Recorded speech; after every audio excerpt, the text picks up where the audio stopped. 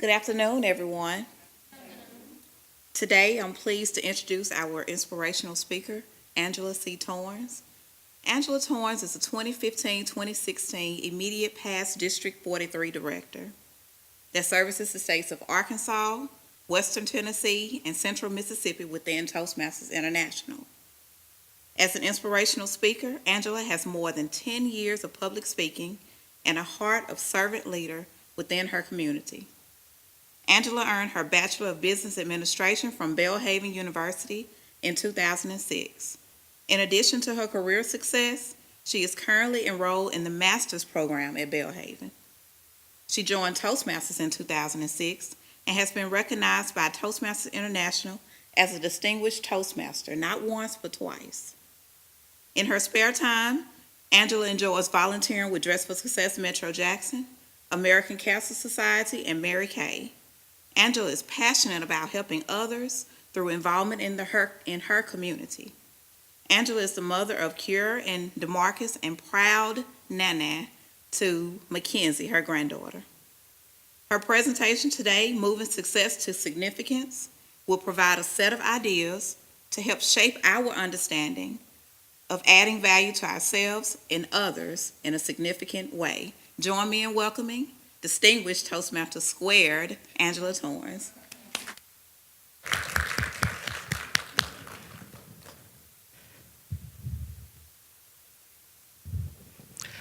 Good afternoon. Thank you all for taking time out to come to this educational presentation. Speaking on moving success to significance and questioning, are we adding value to ourselves and are we adding value to others? There are 3 questions I want to propose to you all.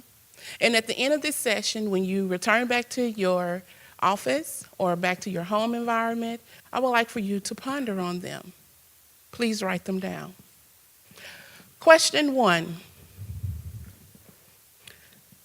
Do I know my purpose in life?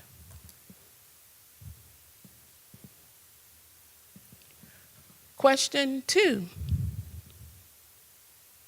Am I growing my maximal potential?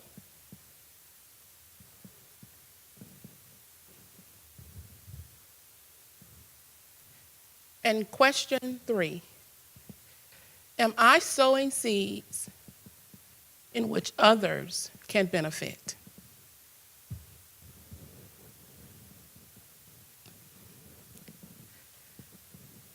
This presentation will be led by a PowerPoint presentation. You have the printed material in front of you. You also have an article by John Maxwell. I would like to credit Mr. Maxwell for the ideas I will present to you today. In his article, he writes, success versus significance, and are we adding value to others? While in the master's program, there's a book that I was studying, Level 3 Leadership by J.G. Clausen. I would like to credit him as well to the ideas that I have formulated, have really inspired me, that has really made me go the extra when it comes to myself, my value, and the values of others. VABES, values. In Level 3 Leadership, it talks about values and it gives it an acronym of VABES. V-A-B-E-S. V is for values, A is for attributes, B is for beliefs, and E is for expectations. Values are the things that have been reared in us from childhood, the things that our mama and our grandmas and our papas and our teachers, even our primary teachers, have instilled in us. And we take those values and we develop them over life, and we have what we're sitting in our seats today, professional individuals. That's where our values have brought us to. But the second part of the question, are we adding value to others? In order to add value to others, we first must understand those things that are important to us. We first must understand that it is self-leadership, it is the success, it is the accomplishments that we have achieved in order for us to value anything before we can value others. Your first challenge is to research level 3 leader. Let's define success. Success looks like you. Me. We can all say we have accomplished or aimed or even achieved a purpose. We can say that it's popularity and profit, success is. We can even say success is a person that achieves a desired aim. You see that golden stick man? That's me. When I'm up at 2 a.m. in the morning typing that paper, that's for me, right? When you're reading your Sunday school lesson, before you can feed it to anyone, you feed yourself, right? The I. Maslow's hierarchy of need tells us that we must achieve. We must have a standard of achievement. It helps us with our self-esteem. It helps build our confidence. It helps shape who we are, success. So can we agree that success is I? You see, success is where preparation and opportunity meets each other. Preparation, opportunity. My fellow coworker here, she's planning and equipping her body for a marathon. Is that correct? Excuse me? A 5K at that, not just any, but a 5K. I can imagine her preparing for it. I can imagine the opportunity that is there for her first, before it moves on to anyone else. It's going to add value to her life. And that's another way we can see success. Now let's talk about significance. Significance is, according to Webster, the quality of being worthy of attention, having meaning, adding value. What do you see when you see that picture? Take a look. Then I'm going to share what I see. I see fried green tomatoes. I see a red tomato ready for a garden salad. I see value. I see success in that red tomato. I see preparation in the green tomatoes. You may ask why. That red tomato shows survivorship. Let's have a little fun. It shows survivorship. It made it through the core of a green tomato to become ripe. It has value. It now has an opportunity to be significant to the green tomatoes. It has an opportunity to give the green tomato something to strive for. You can be like me. I'm red. I'm ripe. I passed the first level, the frying pan. Fellow Toastmasters, John Maxwell tells us that success is the stepping stone to being significant. I gave you those 3 questions. I would like for you to apply those 3 questions to yourself. Then I would like for you to move those 3 questions as stepping stones to how can you become significant. When I think of significance, and if you go with me, can't we think back to Mother Teresa? She had value for herself, and then she reached out and had value for others. I can think of Abraham Lincoln.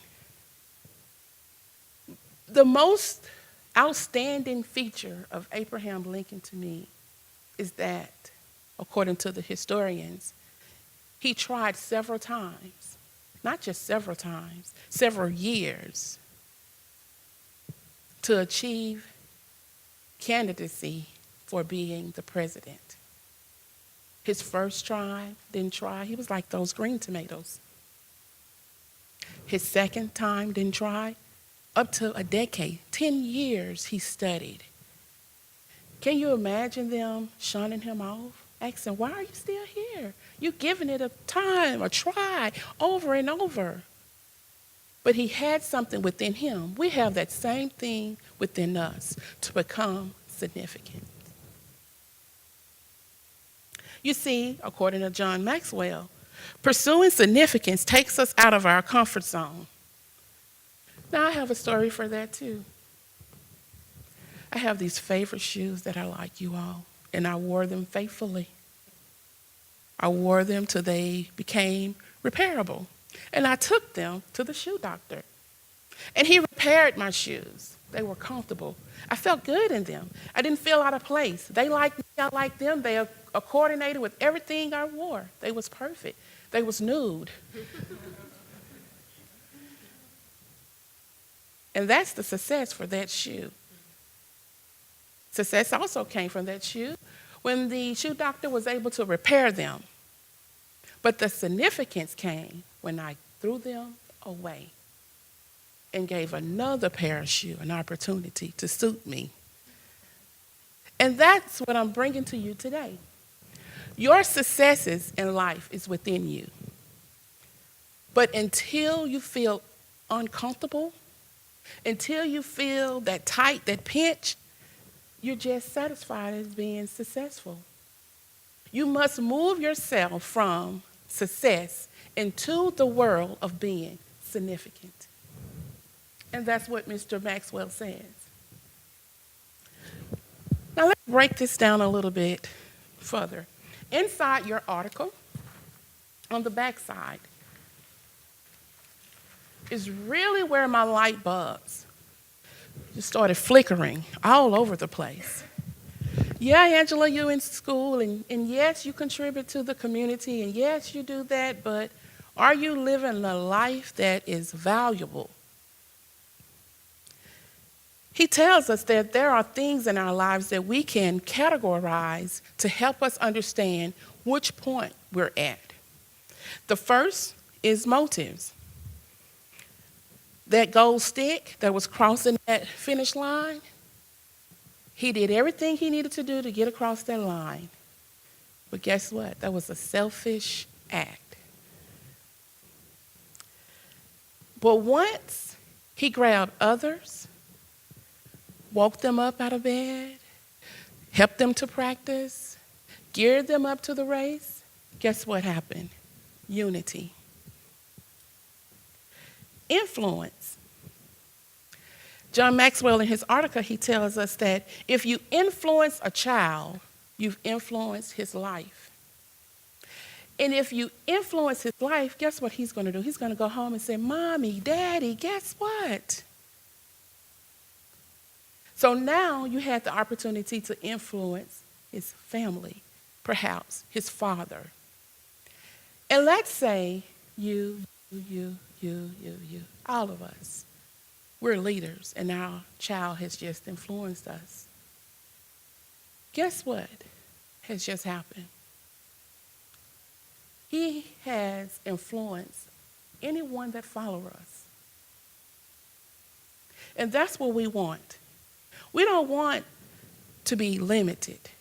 We want what we do in life to be unlimited. We want our influences to last decades. Focus. It's okay to drive a Lamborghini. It's okay to wear an Ann Taylor or even high heel shoes, red bottoms. That's what I wanted to say. It's okay, Lafayette. That's okay. That's good to focus on those things. But how do we move that I over to we? Maybe campaign for a truck of red bottom shoes for the whole community. I got excited and I missed time. I kept thinking to myself, how can I bring time to life for us? A few years ago, there was a lady by Sweet Brown. Anybody know Sweet Brown? If you don't, YouTube her.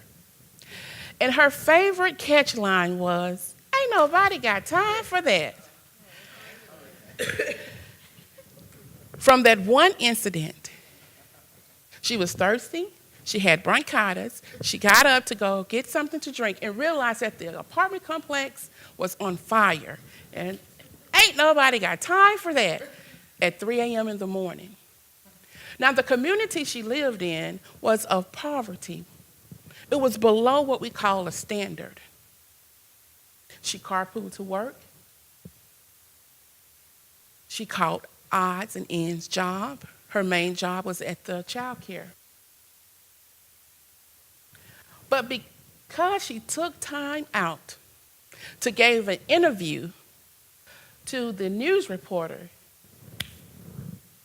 skyrocket her life. Not just her life, but her community. People travel all over the world just because she gave a little time, and her quote, her catchphrase was, "Ain't nobody got time for that." So I want to bring it to home for us. When we do things, time is just right there for our lifetime. My great-grandkids may not remember me. My grandkids, my children might. But if we take time out and do what it takes to influence our community, we move our successes. Remember, we have to have that standard of success. We move our successes over into several lifetimes. Reward. Graduating from Belhaven University, I can't wait till they call my name and I'm draped in my robe and my tassel and I walk across the stage. That's my joy. Now, my family, they will be applauding in the back, but that's my joy, right? So what am I going to do? Question mark. What are you going to do with your success? How are you going to help it become the joy of others? For me, I plan on upping my upping my to-do list in my community, finding things to do. Which leads me into this next slide. A leader's legacy. Before we move on, everyone raise your hand with your palms up. Now bring it down to eye level. And in the palm of your hand, I want you to put everything you've achieved, all of your good times, all of your bad times, your kids, your grandkids, your houses, your cars, your jewelries, anything that's of value to you. Put it in your hand. Now close it. That's success. That's your success. Open it. That's when it becomes significant. When you give it away to others. Now, don't give your house and rings away. Find a way for someone else to get some of that. But that's what being significant looks like, when you find ways to give it to others. Challenge number 2, I want you to research leadership point of view. And while you're researching, it's going to basically say that a leader must see when change is needed. A leader must understand all of the things that needs to take place for the change. And then a leader will have the courage to change. Most often, we have a lot of leaders who have all of the sense and they're wanting to give it away, but they don't have the courage to step out and do so. So courage is the action that we need to move our success into being significant. Again, we may live by what we get, but we make a life about what we give. How do you want to be remembered in your community? How do you want to be remembered in your workplace? How do you want to be remembered in your church and your society life, even in your family relationships? How do you want to be remembered? So you see, when we are successful, we are winning. Significance is when we help others win. You see, success leaves one significance, leave a footprint in the hearts and minds of others. Remember, your success only is good for one lifetime, but being significant and adding value to others, we're talking about the future. What do you want your leader legacy to be?